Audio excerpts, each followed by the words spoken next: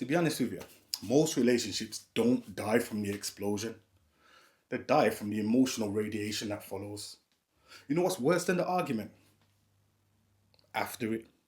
The silence, the coldness, the shift in energy. It's kind of like a nuclear explosion.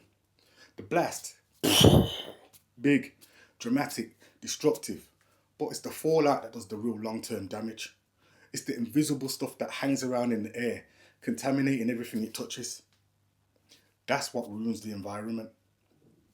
In relationships, the initial incident, maybe it's a betrayal, a massive argument, a moment where something breaks. That's the blast. It hits hard. But if both people care, you can move past the initial explosion. What's harder to recover from is the fallout that follows it.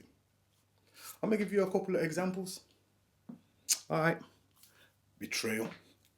Someone lies, cheats, then there's the fight. That's the explosion. There are tears, shouting, somebody gets pissed off, maybe somebody leaves for a few days.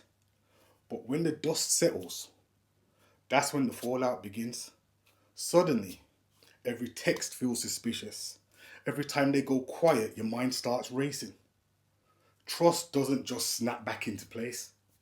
And if it's not openly addressed, the relationship becomes radioactive. You might still be together, but now you're walking around on eggshells. Another example, unresolved arguments. Think about it.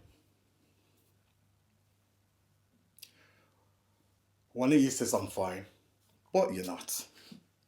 You both move like nothing happened, but the energy doesn't just disappear. It shows up in the tone, in distance, in the way you stop laughing as much. The fallout has become resentment. Quiet, chilly energy. The kind where one person thinks everything's all good and we're trying to patch things up, whereas the other person is silently counting the ways that it ain't. But these issues aren't being addressed.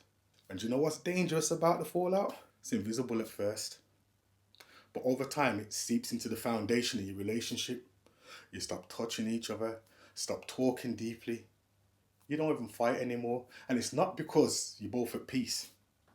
It's because you've low-key given up. So, how do you stop the fallout?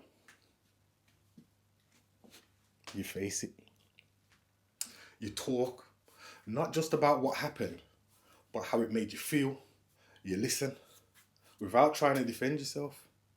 You make space for healing even when it's uncomfortable. Because if you don't clean up that environmental mess, love can't survive in that space. The goal isn't just to survive the explosion. It's to rebuild a space where love can breathe again.